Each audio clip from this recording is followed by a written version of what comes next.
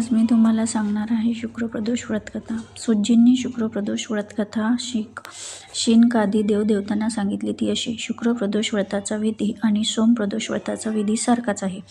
या दोन्हीही व्रतांमध्ये पांढऱ्या पदार्थांचे सेवन महत्त्वपूर्ण आहे. या व्रताचरणाने स्त्री सौख्य सौभाग्य लाभते. फार वर्षापूर्वी एका आटपाट नगरात 3 मित्र राहत होते. तिघांच्यात अगदी घट्ट मैत्री होती. त्या दोघांपैकी एक राजपुत्र होता, दुसरा ब्राह्मणपुत्र तर तिसरा धनिकपुत्र होता. राजपुत्र व ब्राह्मणपुत्र विवाहित होते. ते आपापल्या संसारात सुखी होते. धनिकपुत्र देखील विवाहित होता, पण त्याची बायको सासरी नांदत नव्हती. एकदा ते तिघे मित्र गप्पा मारत होते. त्या गप्पांच्या ओघात स्त्रियांचा विषय निघाला. ब्राह्मणपुत्राने पुरुषाला स्त्रीशिवाय शोभा नाही, स्त्री म्हणजे गृहलक्ष्मी, तिच्याशिवाय जीवनाला अर्थ नाही असे विधान केले. ते ऐकून धनिकपुत्र घरी निघून गेला. त्याने आपल्या आईवडिलांना आपल्या पत्नीला माहेरहून परत आणण्याचा विचार सांगितला. आईवडिलांनी त्याला खूप समजावण्याचा प्रयत्न केला. त्यांच्या मते सध्या शुक्रदेवता अस्तंगत असल्याने हा काळ स्त्रियांना माहेरहून सासरी आणण्यास शुभ नाही. म्हणून काही काळ वाट बघत आमचा तुझ्या म्हणण्याला विरोध नाही.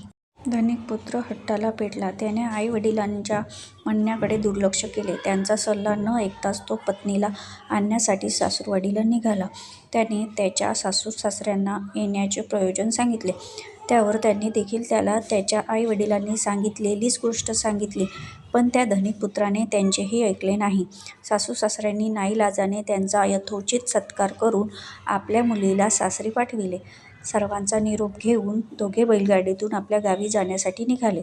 नगराच्या बाहेर येताच बैलगाडीचे एक चाक निसटून पडले. एका बैलाचा पाय मोडला. बैलगाडीतून पत्नी खाली पडली, जखमी झाली. दोघांवरही उपचार केला आणि मग प्रवास सुरू केला. थोड्या अंतरावर जाताच चोरांनी गाठले. दोघा पती-पत्नीला मारहाण केल्याने दोघेही जखमी झाले. त्यांच्याकडे असलेले धनधान्य, वस्त्र, अलंकार सारे काही लुटून चोर पळाले. रडत-खडत दोघे कसेबसे घरी पोहोचले. अंगणात पाऊल टाकले तो सापाने दंश केला. त्यांच्या वेदनेने ओरडण्याचा आवाज ऐकून घरातील सर्व माणसे धावत बाहेर आली. धावपळ करून वैद्याला बोलवून त्यांच्यावर उपचार सुरू केला. त्यावर वैद्याने सांगितले, हा फक्त 3च दिवस जिवंत राहील. हे ऐकताच कुटुंबाच्या पायाखालची जमीनच सरकली. त्याचे मृत्यूचे वर्तमान ऐकून सगळेच पाय मोकळून रडू लागले. हे वृत्त मित्रांना समजले. ब्राह्मणपुत्र धावतच तेथे आला. तो म्हणाला, शुक्र असताना हा पत्नीला नांदायला घेऊन आला आणि संकटात सापडला. त्याला त्याच्या पत्नीसह परत तिच्या माहेरी पाठवा. याला वाचवण्याचा एकच उपाय आहे.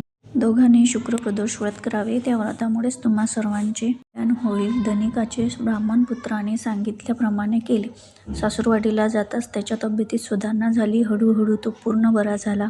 दोघांनाही शुक्रप्रदोष व्रताचा संकल्प करून तो सिद्धीस नेला. व्रताच्या पुण्याईमुळे सर्व संकटांचे निवारण होऊन सर्वजण सुखी झाले.